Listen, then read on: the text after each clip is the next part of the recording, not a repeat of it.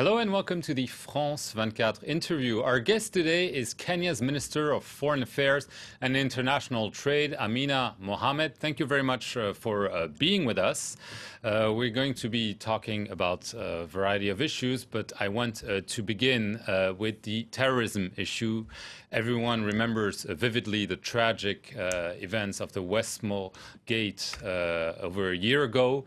Since then, Kenya has been hit several times, including in its capital, Nairobi, by terrorist attacks from Shabaab. Is it still a major threat for Kenya? I think it's a major threat for everybody. I think it's a major threat for everybody. Let me say this, that since the Westgate attack, 1 year and a few weeks ago, we actually have not had a major attack. And that's because we've been able to inject a lot of resources into security. We've been able to recruit more. We've been able to cooperate much more with the various international agencies, including France, of course, but also Germany, the UK, Canada, Australia, the US, Israel. So we've been working a lot with our friends and neighbors. But most importantly, I think the support that we've had from the neighboring countries, the systems we've put in place between us and all the countries in the region, where we are able to talk to each other at very short notice, where we are able to prevent attacks quite successfully. Did you prevent major attacks since this Westgate mall? Absolutely, absolutely. And I really am not at liberty to speak about all the attacks that have been prevented.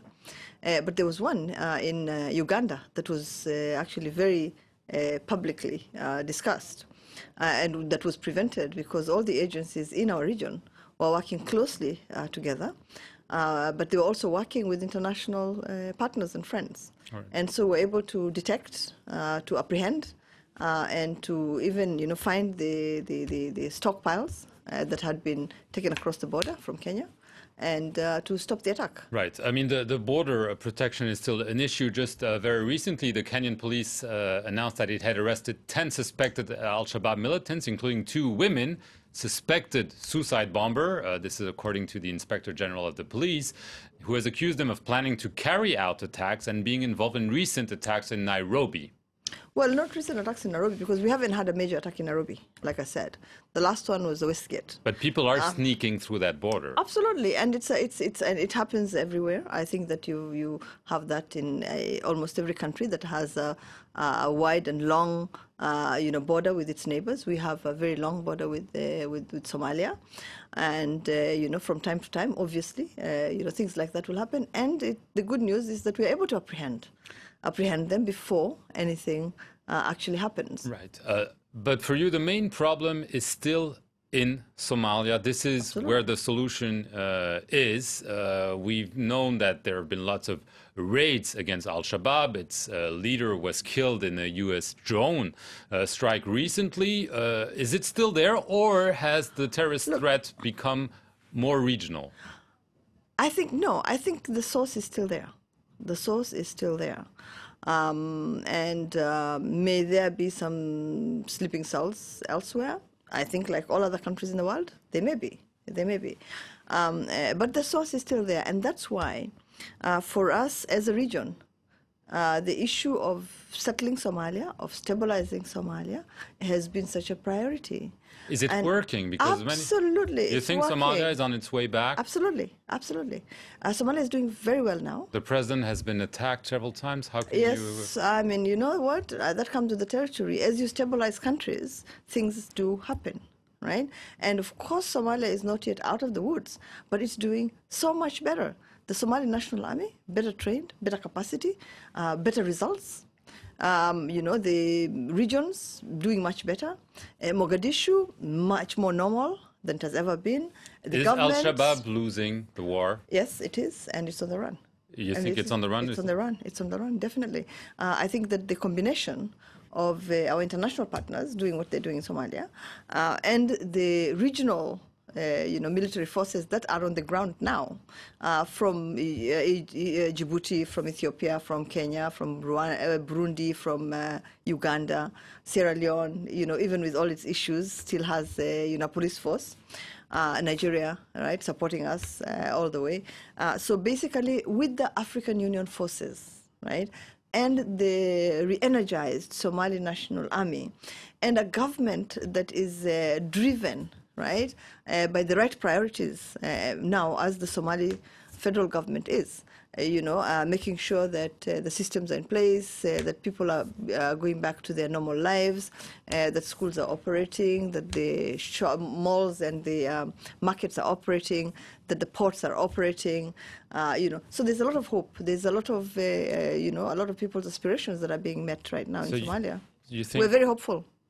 Are you hopeful that Al-Shabaab will be eradicated soon? We are hopeful that we are doing the best that we can to make sure that they are diminished, right? And that finally that we can actually begin to normalize everything in Somalia. When you talk about eradication of forces like those, it's always a big question mark, and just look around all of us and see what's happening in the rest of the world.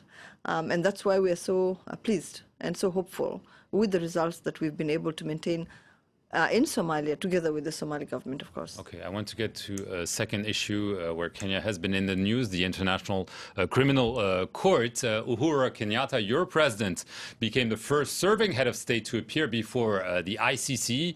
He's charged with crimes against humanity, especially for inciting violence after the election back in 2017. The court has been accusing Kenya of trying to derail the trial chamber specifically referred recently to the leaking of details of a confidential request. Is Kenya trying to sabotage that trial?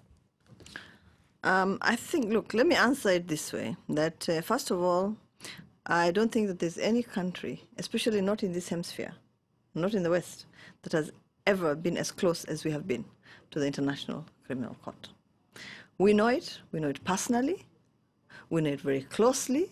We have worked with it since 2009. And what's your verdict on the court? Right? And we are state parties to the Rome Statute. Yeah. So there is absolutely no way that as member states that we could refuse to cooperate. And if we refuse to cooperate, honestly, right, you wouldn't find our head of state and our deputy head of state, right, paying so much attention to the court, and the deputy head of state actually present, right, sitting in court during all his hearings. You would not have had that. Okay, so we're fully cooperating with the court. The court has raised issues. We're addressing those issues and have continued to address them. But we are good, law-abiding state parties. You're not trying to derail that trial. Why would we do it now? Why would we do it now? Well, all indications are very, very clear that, in fact, these cases hopefully will be over soon. Why would we do that now? Why are you optimistic it will be over soon? What do you expect to happen? Well, you have been watching the news. You've seen the witnesses coming forward. You've seen the evidence that's coming forward. I don't know whether you remember the O.J. Simpson case, if the glove doesn't fit. Do you think the president will be soon off the hook, as we say? Well, we are, really, if you're looking at all the evidence that has been presented, if you're looking at the information that's coming through, if you're looking at the witnesses that have been interviewed, if you're looking at the court sessions that we have been participating in, right, then the hope is there. The hope is definitely there. It's not a matter of me thinking. The judges will have to obviously make their own verdict, right? And, come with a clear, judgment. But we're hopeful. Do you think the ICC is racist, as one African head of state said a few months ago? It's very difficult for me as a Minister of Foreign Affairs to comment on the words of another of a head of state of an African country. But you may have an opinion on that. Because, he's also my head of state, right? As a foreign minister, he's one of my bosses. So you're putting me in a difficult situation if you're asking me to actually respond to something that a president had said. If it was something that a minister like myself had said, then it would be easier for me to comment on. But a president... But many people have said the court is biased. It only deals with Africans and not others. Let the court address itself to that. we'll let the court address itself to that, because the issues are not being raised about Kenya, they're not being raised about us, they're being raised about the court. So the court needs to do some soul searching and find out why that issue comes up, right? I mean, because if it wasn't real, it wouldn't come up. I don't think people are standing there and pointing fingers at the court. That they, and this is the most, I think, important point that I will make today. This court did not fall from the sky. This court was established by us. And the majority of the members, right, to the Rome Statute are African. 34 African members signed up to the Rome Statute. We established this court. This is our court. And therefore, we lay claim to it. And like all our courts and all our judicial systems, right, we will criticize it when we need to criticize it. We will commend it when we need to commend it, when it's doing a good job. It's part of our judicial system. So we are owners of the court. We own it like everybody else. Very, very quickly, is President Kenyatta coming to France? Yes. Yes, there is an invitation that was sent to him by the President of the Republic of France, and the invitation is before him, and we're looking at possible dates of travel to Paris. We're all looking forward. I have really enjoyed my time. I've really had wonderful meetings, very, very productive. Meeting with the Minister of Foreign Affairs, Laurent Fabius, and meeting with the Minister for Trade, meeting with the business community this morning.